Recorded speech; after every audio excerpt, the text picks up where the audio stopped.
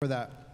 You know, we hope that these next few sessions will provide more tools for you, for your churches, and to think about ways that your church can respond the way that Matt encouraged us to respond. Members of our staff, of CCU staff, as well as one of our partners are going to share this morning and provide some background, provide some information, and some opportunities on the best way that churches can continue to lean in and to love our neighbors well. My privilege, as I shared earlier, my privilege is that I get to spend a lot of time with many of you at your churches, at church events, connecting with you, hearing what God is doing. But I also have another privilege, and that I get a front row seat to individuals who choose, right, Matt? Who choose day in and day out to love our neighbors on the margins with a fierceness that can only be explained by the power and the love of Christ. These individuals they ooze compassion. Even on the days they don't feel it, they choose it. I'm telling you, they choose it, and they do it so incredibly well. So I want to start our next session. Would you join me in welcoming CCU staff, Aisha Newton and John Wilson?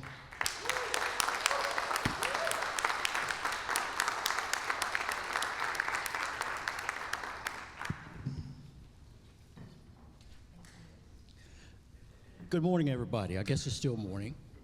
I'm John Wilson. I'm with CCU's Unsheltered Services team. Thank you, Nick. Nick is such an amazing person, and I love him a lot. We love him a lot. But anyway, I've been with CCU now on staff. I started 7 years ago after I retired from my professional career 10 years ago, but retirement didn't work for me. I was one of those individuals that just couldn't keep still even though I had a plan. But I prayed, I said, Lord, if I do go back to work, because I wanted to do something, I would love to work for a ministry. Now, I have been volunteering with CCU for many, many years. I got started with CCU through my church.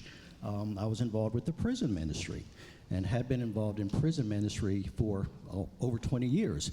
Long story short, God led me back to CCU in a way that allowed me to join the staff there, and I started working with unsheltered individuals 7 years ago. So I'm still here, even though I had a couple of departures. They let me back, and I'm just grateful to be here. So with that. Yes. I'm Aisha Newton. I'm the Coordinated Entry Systems Manager that oversees the process in Dauphin County. So I am the only coordinated entry manager doing this in Dauphin County. All of Dauphin County. So that's a lot of heavy work. But I'm grateful and I'm thankful that it has become a choice for me to do this work. It's not of my own. It's because the Most High has given me this gift to be able to serve the least of these. So as we take this time to just kind of let you come into our world and also the world of those that are unhoused, we will begin. Absolutely.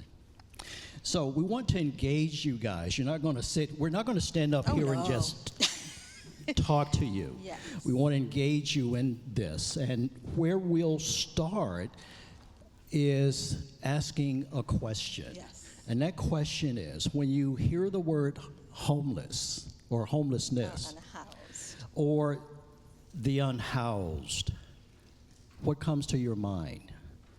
Or how would you define that in your own words, right?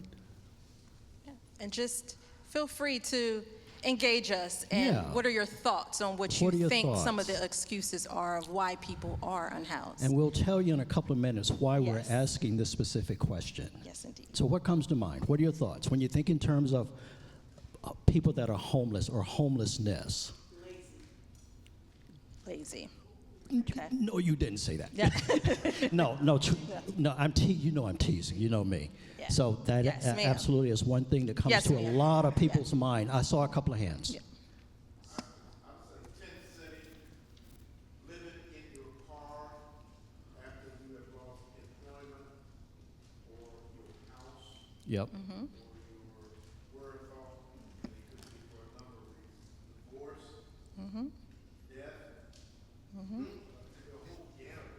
So you've been involved in So you've been homeless involved, right? outreach, you know. Yes, indeed. Yes. Yes, sir. Some have concerns that call themselves so-called living on the grid. They don't want to be a part of what they consider to be the system. Yes. Yes. And yes. ma'am over here, you.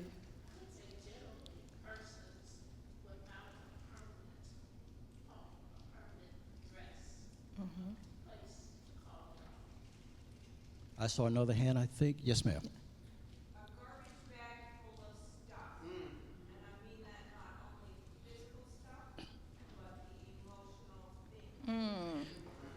Yes. Yeah. Yes, sir. A lot of people are one step away from that too. A lot of people, especially in this economy, Absolutely. Absolutely. Yes. Ma'am, right behind this gentleman here. I'm sorry, say was that that? again? Gotcha. Yes. Yeah. And ma'am yeah. in the back there. Yeah. Yeah.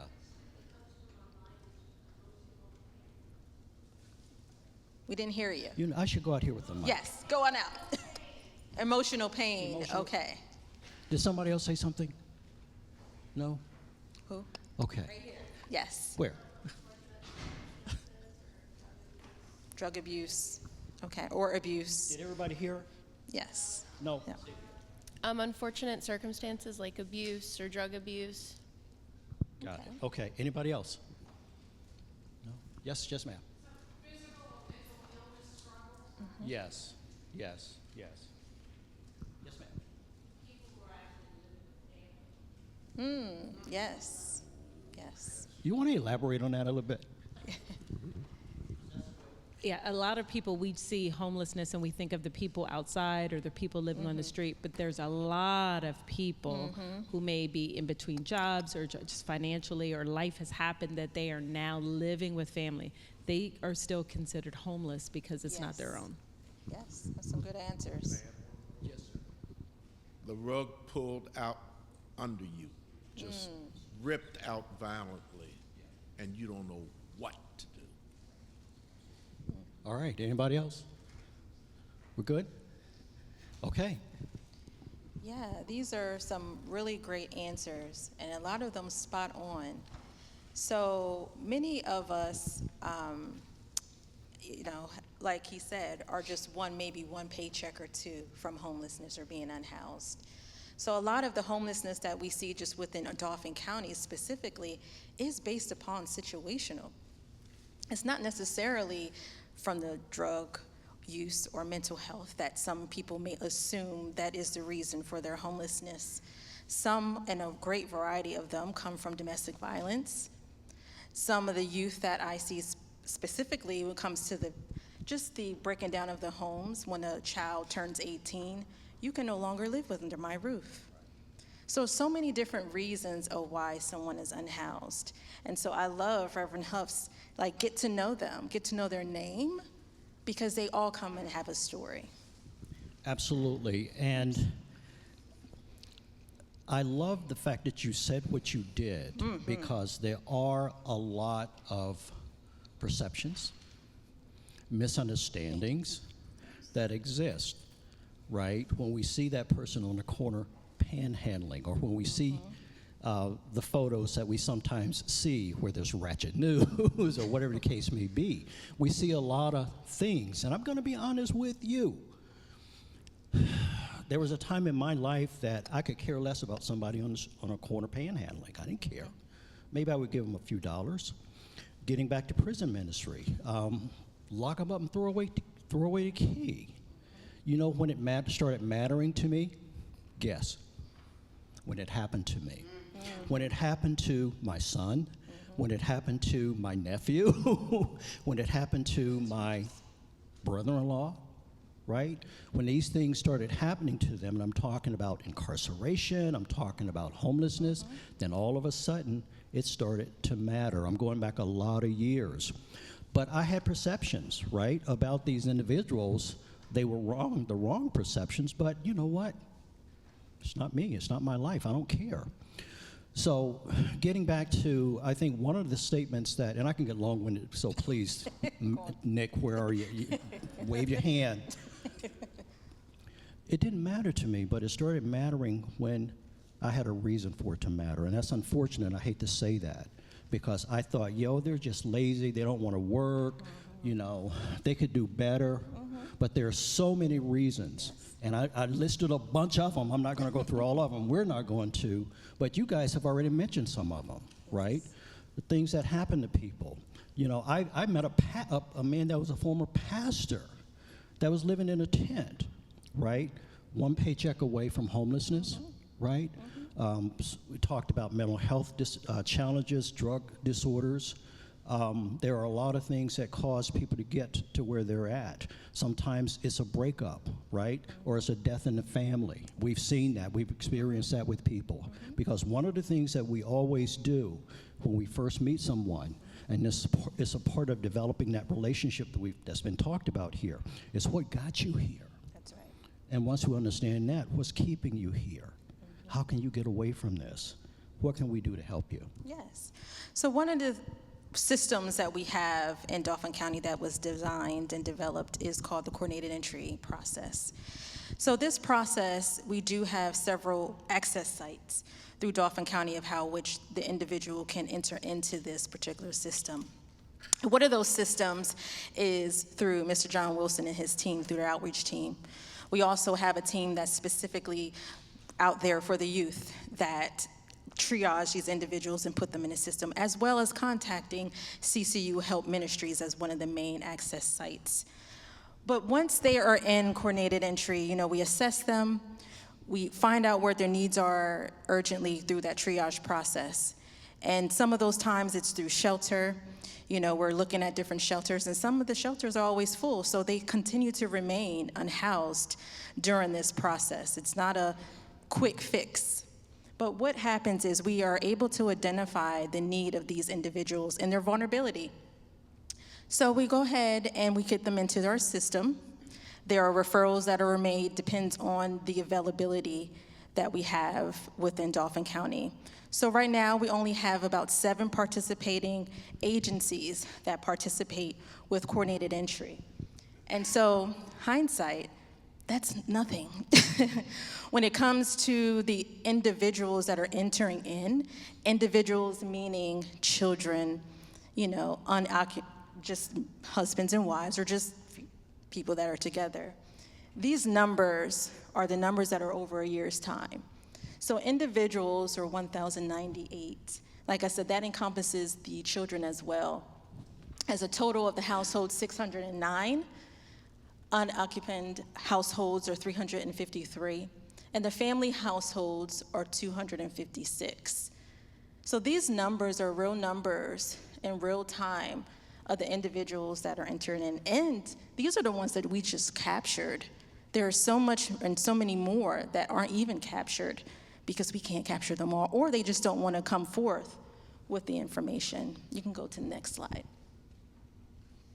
So as I mentioned, the access sites. So these are, like I said, within a year's time frame, just the amount of people that are coming through the different hubs in Dauphin County. And thank God for Help Ministries for being able to capture, and this is one individual or a couple individuals at Help Ministries entering this data in every day.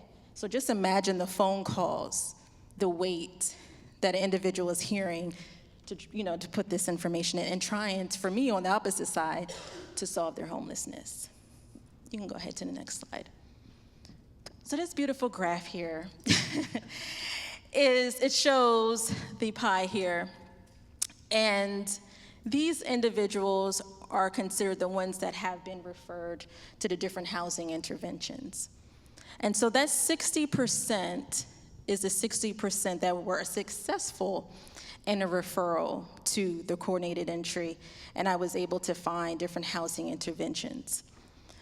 But, there's always a but, in that 60%, this is where we need communities, and we need people coming through on the prevention side to help support individuals once they get to the referral process.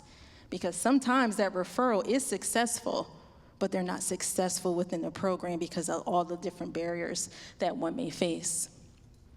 But all the other percentages here are percentages that some of the individuals were not successful. And some of those successes or unsuccesses were they just weren't ready. They got to the point of they were referred, they were not ready to move forward for various different reasons. And it's because some of them have been chronically homeless as well. So that you think about that chronic homelessness on the street, and now they're into a confined space or having to share this space. You know, it's hard for some. And then there's some that the actual individuals have rejected, and some of them were just, I found another means to move with, family or what have you. And then that other, like 27, you know, we continually actively are in process of getting them put into the system or getting them to move to the next phase in their referral process. So a lot of that's held up from documentation. You know, these individuals are out there, they lose their documentations more than you can ever express. You know, I don't know how many times we ordered an ID 1,000 times, but this is what we do. You can go to the next slide. So we gave us the information, and in your viewpoints of what you've thought of what the unhoused is. So can you imagine, this is the average income that these individuals have or make each month. And so one of those huge issues that are out there is the lack of affordable housing. And so affordable housing has many different definitions. We need something that's just beyond affordable, because this is the average income. And most of them are just making it day by day on this $848. Just imagine living off of this monthly. Yeah, and some, a lot, don't have incomes at all. And you know that, right? Mm-hmm. You know, to back up a little bit, Aisha talked about the process that we use, the coordinated entry process that we use once we identify someone that's homeless. We have a lot of homeless folks out there, so how do we identify them? How do we get at them? How do we find them? That's where my program comes, our unsheltered it's not my program, our unsheltered services program comes into play. We have outreach people, outreach case managers. We go out to the places that, what's the HUD term? Places not meant for human habitation.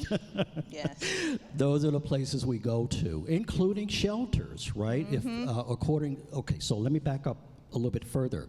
The pastor talked about how they've partnered with the city, with the county being a faith-based organization. They've figured out how to do that. Well, thank God Christian Churches United figured that out long before I became a part of the organization. So a lot of our funding, actually all of the funding that we get that funds the program that I oversee and coordinated entry as well, comes from HUD. It comes down to the states distribute it to the counties. Dauphin County has contracted with us, CCU, to provide the unsheltered services that we provide, and I thank God for that. But with that said, the coordinated entry process that we go through, once we find individuals that are homeless, and sometimes we find those individuals in shelters, but we go out on the streets as well, right? When Tent City was down where Tent City was, we were down there all the time. And there were a lot of people down there, as some of you may already know, that we were working with. We were providing case management services for. You know, ultimately, our goal, even though if we know it's an impossible goal, unrealistic goal, but we still have a goal of everybody that's on the street. Ideally, we want to get them off the street. Now, we know that's not going to happen 100% of the time, but we have had some good successes. But it starts with coordinated entry. Once we meet a person, we absolutely have to start as best as we can figuring out how we develop a relationship with us, because so many of the individuals out there that are homeless, if not the majority of them, they ain't trusting nobody, right? They're certainly not going to trust me. So we do try to find ways to get that relationship building started. But once we do that, we also try to get them to agree, because they don't have to agree to it, but we try to get them to agree to allow us to do a coordinated entry assessment. I got away from using the term coordinated entry assessment with the folks that I meet, because they have no idea what that means. So I tell them, I said, listen, it's a homeless assessment. Well, why would I want to do that? And to be honest with you, some people will not agree to it. I don't care what you say. And some of them are very honest. You know, I got warrants. I can't get in nobody's. You can't put me in nobody's system. I got warrants out. I'm going to get arrested.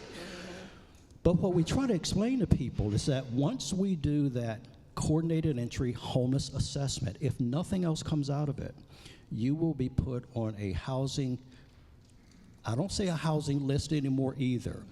It's a housing interventions list, and I'll let you talk about that. Yes. So, as you've seen the great variety of numbers that were out there, so it is based upon prioritization, and we're getting some new leadership just even within our continuum to take a look at what the priorities are with selecting those individuals. Because once coordinated entry was developed in 2019, it's different, as you know, where we are now. So we are taking a look at those things collectively to see what is most prioritized here just within Dauphin County. And a lot of these things are single women and men that are living in their cars. It's no longer the chronically homeless individual, even though they're there, but there are some others that are happening through situational. One woman in particular was a teacher. You would not have known she was dealing with homelessness. And this is why it's so important to know your neighbor, to get to know individuals, because you would not even know that she was one living in her car as a teacher. And she lost everything due to a fire. So these situational things are real. And I think it's something that we need to think about as a community, how we can intervene together. How can we think about these things preventatively as a church to work together collectively? Can I just add something to it? Absolutely. I shared with someone Yep. earlier that on the way into the church, CCU, I think it was last week, I live way out 22, but on the way in, I saw this guy on the corner. He had a sign up. So being who I am, I pulled over and I parked and I went to talk to the guy to try to understand what his situation was, what's going on, right? And that's one of the things, getting back to the work that we do through the Unsheltered Services program. We try to get to know people. We try to understand their situation. Again, what got you here, right? And when it comes to what we can do as a community, especially a community of believers, right? And in loving our neighbor and the pastor talked a lot about this. We need to understand who our neighbor is, yes, right? Or at least think about that. Who is our neighbor? Well, that guy on that corner, way out 22, was my neighbor. And I wanted to understand what was going on with him, right? I saw he had a sign. He was up, money. What was going on? And I think sometimes, and I talked about my past, how it didn't really matter to me if a person was homeless or not. I didn't care. Well, we need to care because every person is a human being, Right. right? Amen. And what I tell people sometimes too is, as much as we do bang our heads up against the wall a lot of times, and there are many days I feel like walking away. I don't have to do this. There are many days I feel like walking away from it, but we don't, right? Because we do care by God's grace, and we need to continue to care. And the other thing I tell people again is, don't give up on anybody, right? Because there are so many people out there that have given up on themselves. And sometimes it's that one little small thing, somebody stopping to ask what's going on, do you need any help? That can make all the difference in the world. Yes. So I just want to end with just thinking about, as we go through and thinking about these individuals and what they're going through. And everybody has that one person. So just be that one person for that, because I may not be able to get through to this individual. John may not be able to get through to this person, but it may be you that could get through to this individual that will lead them to the next step in their success. So I thank you all today for taking a listen to us, and God bless you, and take care. Absolutely. Before you clap, thank you for clapping. You'll have an opportunity to clap again. So I want to end by saying thank you for coming and thank you for listening. And as has been talked about as well, just think about the things you can do. And sometimes, again, it's those small things that you can do that will make the biggest difference. How can you plant a seed? What's that small thing I can do? And the fact that we now all have a better understanding of what homelessness is because of what you guys said, not because of what we said, right? As believers, we certainly don't want to find ourselves in a position where we're judging anybody. That's right. People are people, and we're all God's creation. It doesn't matter what situation we're in or what state we find ourselves in.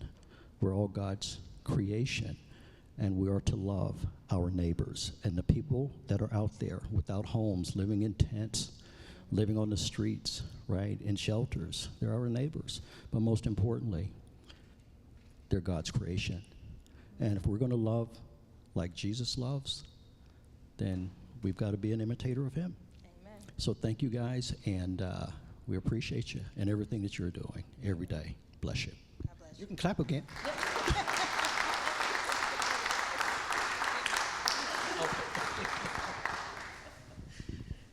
So I know we're not in a church service, but one of the things I used to tell people in my church is when we come into a church, we should be happy. We should have some fun. We should laugh. And I believe in that. So I try as best as I can to get people to laugh, including homeless people. I do when I can. So with that said, our next speaker that's coming up, and she's going to get mad at me, but I'm going to do it anyway. She is just an amazing person. She is just an amazing person. Dr. Kirsten Tollefson. I got it right, didn't I? Dr. Kirsten Tollefson. I've known her, a year and a half, 2 years now? About that. I met this lady at Tent City the first time. And, looking at Dr. Tollefson, you would think that, well, she's just somebody out here doing outreach. Not a medical doctor, not a psychiatrist. But I found her to be so down to earth and so compassionate and so loving, a heart that you just wouldn't believe, caring so much about people. She's calling me all the time, John, we gotta do something. I can't do that. But she's a great person, a loving person. She's the director of the LeBray Clinic up on 3rd Street across from the old Polyclinic Hospital. And she's opened her clinic up to not only homeless people that can walk in for services. She does mental health assessments. She does all of those things that I'm sure she'll talk about. But she's also opened it up to us because, with all of the stuff that we're doing, sometimes we need somebody to talk to, too. In addition to Matt, and in addition to Nick, and in addition to Aisha. So thank you very much for coming. Thank you for being a part of this. We love you to death, and we appreciate you so much for what you do.